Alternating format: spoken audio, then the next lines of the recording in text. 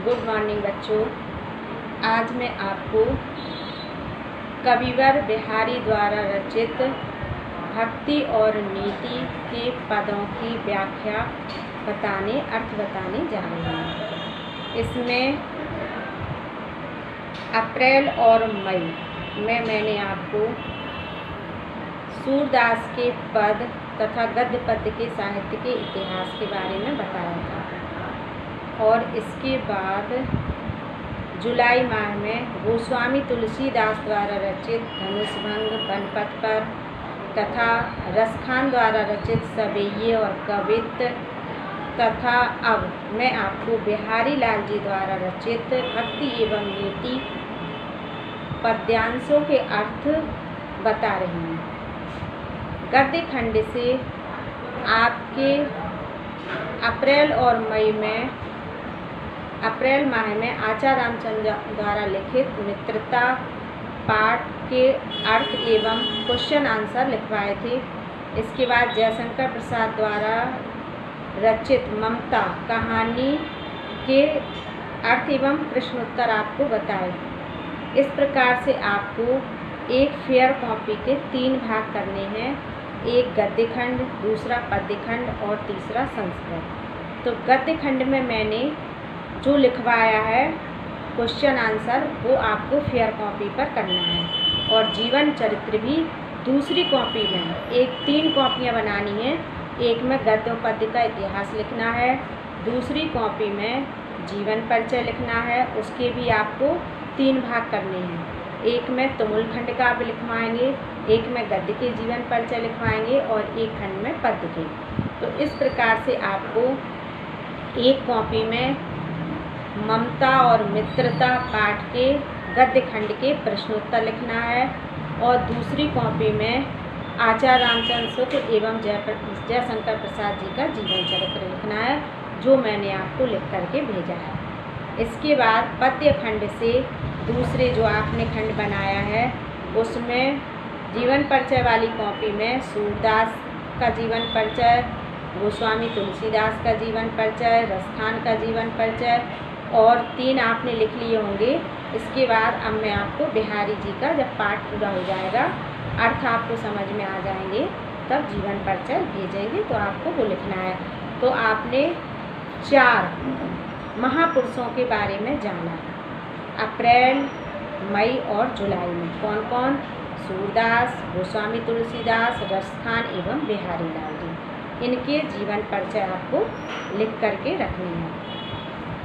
इसके बाद संस्कृत खंड से आपने वाराणसी, अन्योक्ति विलासा, वीरः वीरेण पूज्यते, प्रबुद्धो ग्रामीणः, ये 4 चैप्टर पढ़े, इनके अर्थ जाने। तो इन सभी पाठों के आपको फेयर कॉपी पर जो आपने गद्य पद्य और संस्कृत खंड किए हैं कॉपी में, तो संस्कृत खंड में वाराणसी पाठ का अर्थ लिखना है, अन्योक्ति विलासा का अर्थ लिखना है, तीसरा वीरा वीरेण पूज्यते का अर्थ लिखना है, चौथा प्रबुद्धो ग्रामीण का अर्थ लिखना है। मैंने इनमें वाराणसी और अन्योक्ति विलासा अप्रैल और मई में पढ़ाई थी, और वीरा वीरेण पूज्यते प्रबुद्धो ग्रामीण जुलाई माह में पढ़ाई है। और गद्य पद्य साहित्य का इतिहास भी अप्रैल और मई में पढ़ाया था, विधाएँ भी लिखवाई थी। तो उसकी आपको अलग कॉपी बनानी है। इस प्रकार आपको 3 कॉपी बनानी है। जो 9th की कॉपी आपकी थी गद्य पद्य के इतिहास की, वही चलेगी। न्यू कॉपी सिर्फ 2 बनानी है। एक कॉपी के 3 भाग करने हैं, दूसरी कॉपी के भी 3 खंड करने हैं। और व्याकरण वाली गद्य पद्य के इतिहास वाली कॉपी जो न्यू बच्चे हैं उन्हें न्यू बनानी है, जो न्यू बच्चे नहीं हैं वो उसी कॉपी पर आगे का लिखेंगे। इस प्रकार से कल मैंने आपको भक्ति के बिहारी के दोहों के अंतर्गत भक्ति शीर्षक के 3 दोहों के अर्थ बताए थे। पहला था मेरी भवबाधा हरो, दूसरा दोहा था मोर मुकुट की चंदकनु, और तीसरा था सोहत ओढ़े प्रीत पट। अब आज मैं आपको चौथे दोहे का अर्थ बता रही हूँ। ये सारे अर्थ आपको पद्य खंड में अर्थ वाली कॉपी में लिख करके रखना है।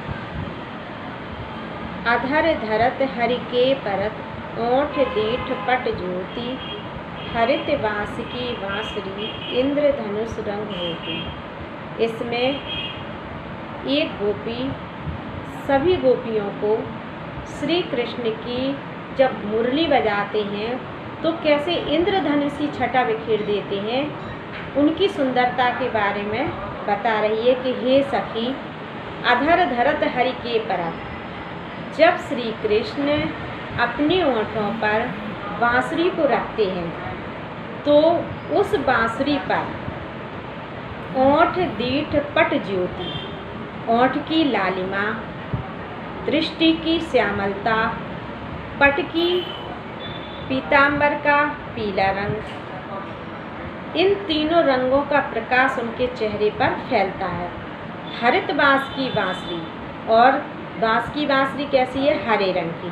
तो कितने रंग बिरंगे रंग हो गए।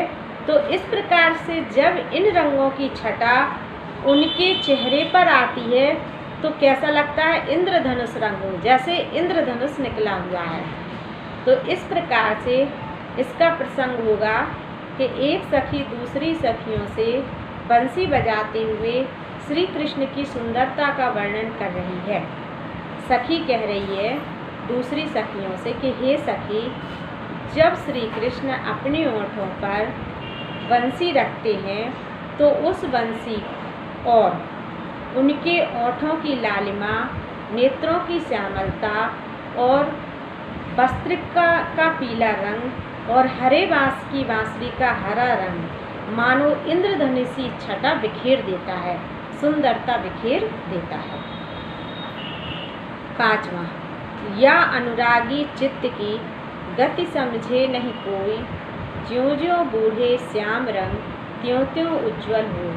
कहा है कि बिहारी ने गागर में सागर भर दिया। इसमें बताया गया है कि भक्त ईश्वर की अद्वितीय महिमा का वर्णन करते हुए कह रहा है कि या अनुरागी चित्त की गति समझे नहीं कोई, श्री कृष्ण के हृदय की गति को कोई नहीं समझ सकता है। ज्यों ज्यों बूढ़े श्याम रंग त्यों त्यों उज्ज्वल हुए, जैसे जैसे इनके सांवले रंग में डूबते जाओ, अर्थात इनका मनन चिंतन भजन पूजन अर्चन करते जाओ, वैसे ही वैसे कैसे उज्ज्वल हुए, जैसे ही जैसे आत्म साक्षात्कार होने के लिए तैयार हो जाती है, अर्थात शरीर इस मन को ब्रह्म ज्ञान की प्राप्ति हो जाती है। अब इसमें क्या है, विरोधाभास है कि जब श्याम रंग में डूबेंगे तो कैसे होंगे हम, सांवले। जब काले रंग में डुबकी लगाएंगे तो काले होंगे।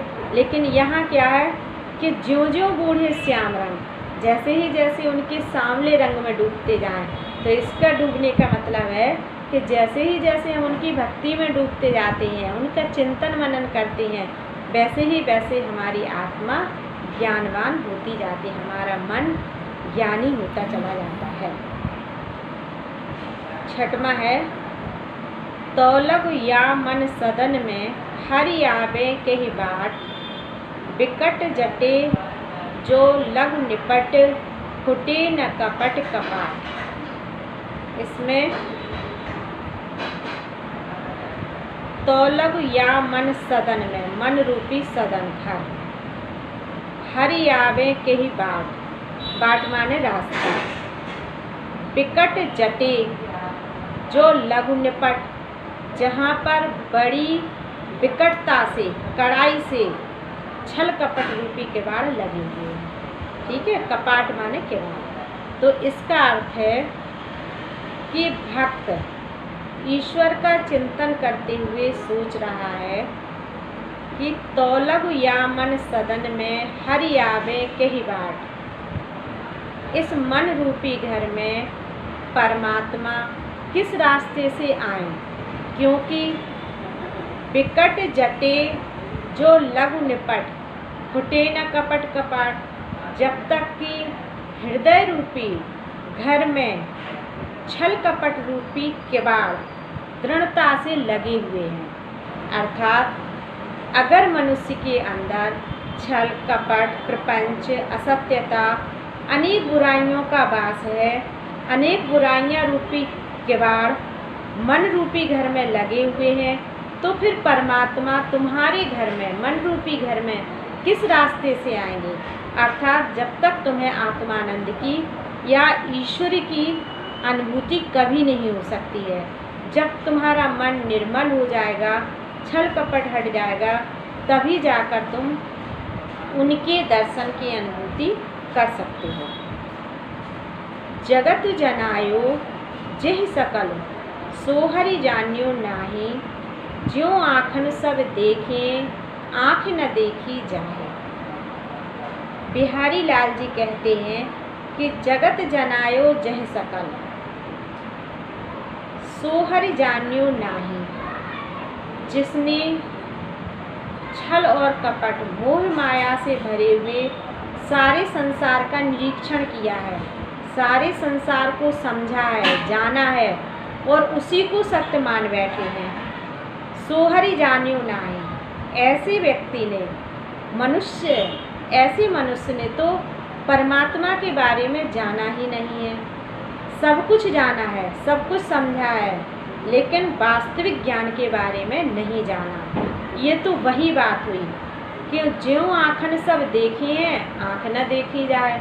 जैसे ये आँखें सब कुछ देखती हैं लेकिन अपनी आँखों को नहीं देख पाती हैं, इसी प्रकार जो अज्ञानी पुरुष होता है वो सब कुछ तो देखता है और एक झूठे संसार को ही सत्य मानता है, इसी के साथ उलझा रहता है, परमात्म ज्ञान को नहीं समझ पाता है। उसी प्रकार जैसे ये आँखें सब कुछ देखती हैं लेकिन अपनी आँखों को नहीं देख पाती हैं, अपनी ही नेत्रों को नहीं देख पाती हैं।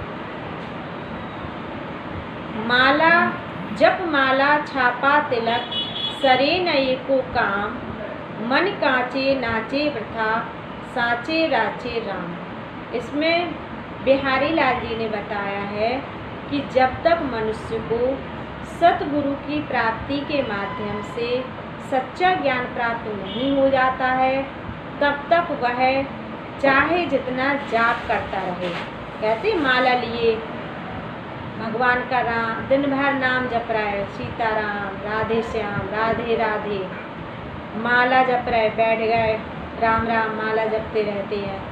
छापा का मतलब है कई लोग होते हैं, कई मनुष्य होते हैं जो राम नाम के छपे वस्त्र धारण किए होते हैं, चादर ओढ़े रहते हैं, राधे राधे के नाम से छपे हुए चादर ओढ़े रहते हैं, बड़े बड़े तिलक लगाए रहते हैं, लेकिन सरे न एको काम। लेकिन बिहारी लाल जी कहते हैं कि अरे भक्तों, इनसे कोई भी काम पूरा होने वाला नहीं है, इनसे तुम्हारे मानव जीवन धारण करने का उद्देश्य पूरा होने वाला नहीं है और ना ही ऐसे कार्य करके तुम्हें अपने कर्तव्य की पूर्ति हो सकती है। जप माला छापा तिलक सरे न एको काम, जब तक कि तुम जो राम का नाम जप रहे हो, तुम जिसका स्मरण कर रहे हो, ये क्या है, सिर्फ वाणी के माध्यम से कह रहे हो, बल्कि उनके गुणों को अपने जीवन में धारण नहीं कर रहे हो, ना ही उनके बारे में, उनके गुणों के बारे में कभी समझ रहे हो, तो ऐसे नाम जपने से क्या लाभ है। तो बिहारी लाल जी का कहना है कि चाहे राम राम दिन भर जपते रहो, चाहे माला लेके जपते रहो, चाहे राम नाम लिखे वस्त्र धारण करते रहो, चादर ओढ़े रहो, चाहे बड़े बड़े तिलक धारण किए रहो, लेकिन इनसे तुम्हारे लक्ष्य की पूर्ति कभी नहीं होगी। मन कांचे नाचे वृथा, जब तक तुम्हारा मन कच्चा है, जब तक तुम्हारा मन अज्ञानी है, तुम्हारे अंदर अच्छे बुरे का ज्ञान नहीं है, तब तक नाचे वृथा, वो व्यर्थ में ही इस संसार में नाचता रहता है। साचे राचे रास, जबकि सच्चे तो सिर्फ परब्रह्म परमात्मा है, उनके बारे में जानो, उनका मनन करो, उनका चिंतन करो, तभी जाकर के तुम्हारे उद्देश्य की पूर्ति होगी। तो इस प्रकार से संदर्भ मैंने बताया था कि संदर्भ इसमें सिर्फ एक ही होगा। प्रस्तुत पद्यांश हमारी पाठ्य पुस्तक हिंदी के भक्ति नामक शीर्षक से अवतरित है। इसके रचयिता रीतिकाल के सुप्रसिद्ध कवि बिहारी लाल जी हैं। संदर्भ आपको एक बार लिखना है और प्रसंग, हर दोहे का प्रसंग अलग अलग है क्योंकि ये मुक्तक छंद है। अगर खंड काव्य या प्रबंध काव्य होता तो लगभग प्रसंग भी एक जैसा ही होता है कई पद्यांशों का, लेकिन ये मुक्तक छंद है।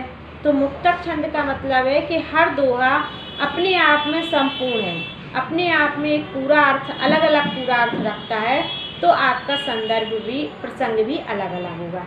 जैसे कि इसमें बताया है कि अधर धरत हरि के परत, ये चौथा पढ़ाया था। इसका प्रसंग होगा कि एक सखी दूसरी सखियों से हरे बांस की बांसुरी बजाते हुए श्री कृष्ण की मुखमंडल की सुंदरता का वर्णन कर रही है। या अनुरागी चित्त की गति समझे नहीं कोई, इसमें बिहारी लाल जी ने श्री कृष्ण की भक्ति और उनकी महिमा के बारे में बताया है। तीसरा प्रसंग होगा जोलग यामन सदन में। इसका प्रसंग आप लिखेंगी कि किस प्रकार से परमात्मा का अनुभव मनुष्य कर सकता है, किन गुणों को अर्जन करने के माध्यम से।